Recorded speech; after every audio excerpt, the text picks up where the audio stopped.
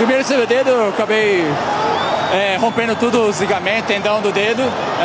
Agradecer ao Departamento Médico do Cruzeiro, dono da marca Minha Luva, que fez uma luva especial para eu poder jogar hoje.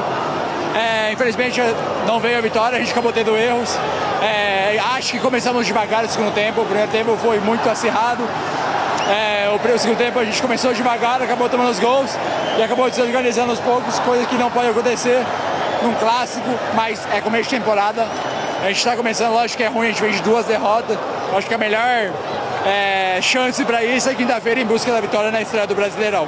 Sobre a Arroio, eu acho que todo jogador tem muita entrega e dedicação pela instituição, pelo clube, e é frustrante quando você não consegue defender, quando você toma gol, e isso é o comprometimento de todo mundo com a instituição.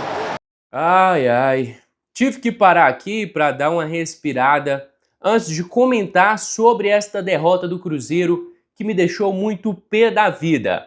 Aquele lance que o Arroio perdeu no final do jogo debaixo da trave é apenas um reflexo do que apresentou hoje o Cruzeiro.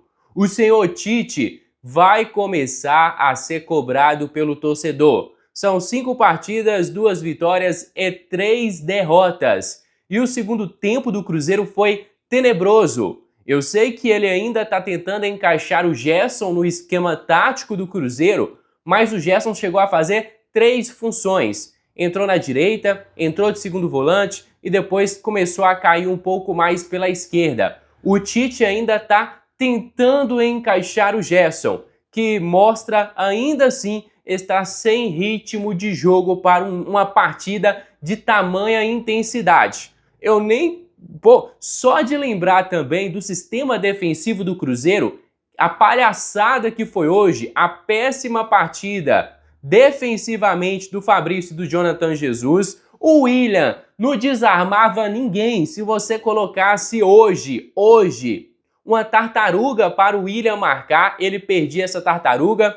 Infelizmente o Kaique, que participou ali do primeiro gol, não foi bem no segundo tempo, comprometeu muito o sistema defensivo do Cruzeiro. Do meio de campo para frente pouco se criou, tanto que o Caio Jorge não teve muitas oportunidades no segundo tempo. Para falar a verdade, não teve nenhuma oportunidade. Matheus Pereira pouco vi na partida. O Wanderson até criou, mas na hora de definir as jogadas deixa a desejar. O Christian, para mim, jogou bem na direita.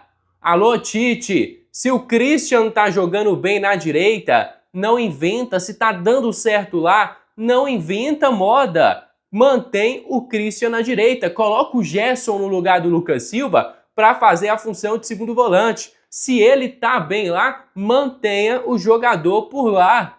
O Tite vai ser muito cobrado pelo torcedor cruzeirense. E que bela pipocada do Cruzeiro, vencendo de 1-0. Um dia feliz, onde fomos campeões da Copa São Paulo, o Cruzeiro apronta essa pra cima do seu torcedor. Eu sei que a derrota faz parte, uma hora ganha, outra hora perde. Mas a maneira que o Cruzeiro jogou bola nesse segundo tempo deixou muito a desejar. E o senhor Tite vai começar a ser cobrado pelo torcedor cruzeirense.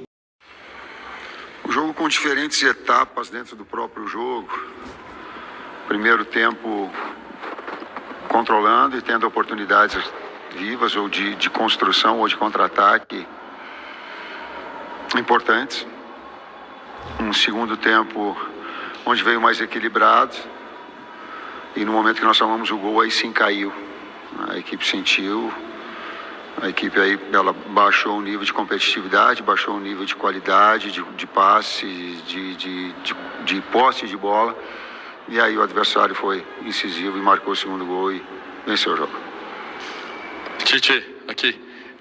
Dentro dessa linha que você colocou de erros de passe, você achou também que o Cruzeiro deixou o Atlético muito livre naquele lado esquerdo e dali, por exemplo, surge aquele gol primeiro de empate? Teve muita liberdade, muita tranquilidade para jogar por ali? Obrigado. Foi um momento de transição das duas equipes. Se pegar o início da jogada, teve o adversário nos atacou, nós retomamos a posse de bola e saímos e ficou um número de atletas do Atlético também sem retornar. e erramos o passe. Quando errou o passe, te abre a possibilidade da conclusão. E aí ficou a equipe mais aberta, ficou um ataque e contra-ataque. E aí naquele momento, sim, ela ficou por essa característica que o jogo teve naquele lance. Tite, a gente sabe que o importante é como termina, mas o Cruzeiro, a gente sabe que o importante é como termina. Mas nesse início de temporada, o Cruzeiro teve alguns tropeços, né? Vem agora, são 5 jogos, né? 2 vitórias, 3 derrotas, e você precisou usar o time misto, precisou usar os meninos no início da competição. E agora, qual vai ser a estratégia, uma vez que no grupo, o Cruzeiro deu uma complicada no grupo do estadual, e já na quinta-feira já tem o Campeonato Brasileiro, depois já tem o América pela frente na sequência. O que fazer agora? É a realidade, é iniciar o Campeonato Brasileiro, ficar voltado ao Campeonato Brasileiro. Nós ficamos numa situação pressionada, sim, dentro do nosso grupo, né? Ficam 2 pontos de diferença. Agora a equipe tem que ter a maturidade e a força suficiente para poder reverter. Tite, boa noite, Arthur Mesquita, Rádio 98. O Cruzeiro tem encontrado frequentemente uma dificuldade de jogar contra linhas baixas. Isso foi um problema no ano passado e agora também vem se apresentando um problema. O que você precisa trabalhar, o que a equipe precisa trabalhar para melhorar nesse aspecto e poder ser mais eficiente contra times que vão baixar suas linhas, assim como o Cruzeiro é eficiente num jogo de transição? O jogo de transição, ela tem a busca de ter um jogador mais de área, e como nós buscamos hoje com o Chico, junto com o Caio, é de ter uma bola de cruzamento, de bola rápida, ou de bola de funil, ou até de cabeceio, porque tem essa característica de ter um jogador com essas valências também. Mas também esse processo de entrosamento, de conhecimento, de movimentações, inclusive minha, de conhecer como os atletas eu posso utilizar numa melhor situação. Por exemplo, o Gerson de externo vindo para dentro para ter mais posse, depois ele por dentro também como segundo meio-campista. Quer dizer, essa estruturação da equipe também para jogar não só em transição, mas também contra equipes que jogam com linha abaixo, que não foi o caso, foi circunstancial depois do 2-1, do Atlético depois do 2-1. Ô Tite, você contra o Democratas citou, falou de que não gosta de perder, né? Acabou apontando isso, mas que por outro lado o Cruzeiro tinha feito uma partida para ganhar, para vencer. Hoje, diferente, né? Quanto dói uma derrota no Clássico a 4 dias da estreia do Campeonato Brasileiro? O que dá para assimilar de uma derrota como essa? Eu digo assim que a gente aprende ganhando e a gente aprende perdendo também, né? E essa é bem mais dolorida. Quando tu tem um desempenho que ele possa ser melhor, como foi no jogo anterior, tu fica, em algum momento vai linkar desempenho e resultado. Hoje nós estávamos na frente do placar, sabia administrar, jogar mais, ter um pouquinho mais de posse de bola, né? Ou mesmo quando tu sofre o gol do adversário, tem uma capacidade de absorver. São diferentes jogos dentro do mesmo jogo, né? E aí é continuar competindo, continuar buscando gol, tendo um pouco mais de equilíbrio quando acontecem essas situações dentro do próprio jogo. Ô Tite, esse time no ano passado ele venceu alguns jogos importantes, estando num nível de concentração muito grande, né? Essa displicência em alguma saída de bola ali, por exemplo, nos 2 gols do Atlético, como evitar isso? E se você identificou que isso é uma frequência desse elenco que teve pouca alteração em relação ao ano passado? Não sei se é frequência, mas foi um erro sim, foram erros de passe, mas tu também tem que ter uma condição atrás de sustentar essa. Mas foi precipitado, foi situações que eu coloquei anteriormente, linkando a pergunta anterior, que teve um ataque, nós retomamos posse de bola e aí no nosso erro, abrindo-se o adversário para o contra-ataque e a possibilidade de finalização.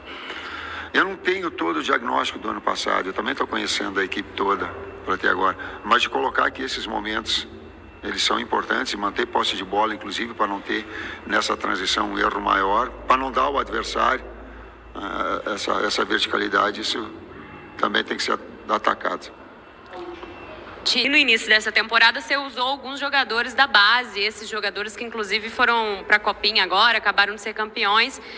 Hoje o Pedro Lourenço disse que em uma conversa com você definiu alguns nomes que já voltam para o profissional. Você pode dizer para a gente quais esses nomes, como que você pretende agregar nesse grupo que está começando a temporada? Obrigada. Nós acompanhamos, e parabéns ao Cruzeiro, toda a sua base que fez um grande campeonato, teve um mérito muito grande do título.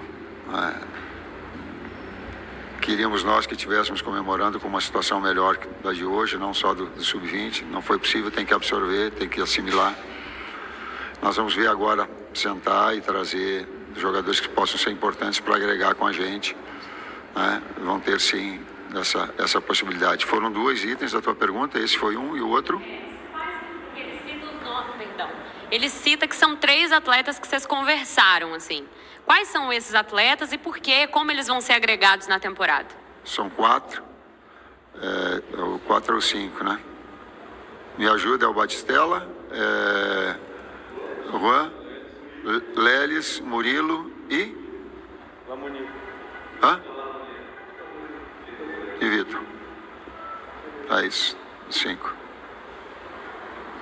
Fim da entrevista do técnico.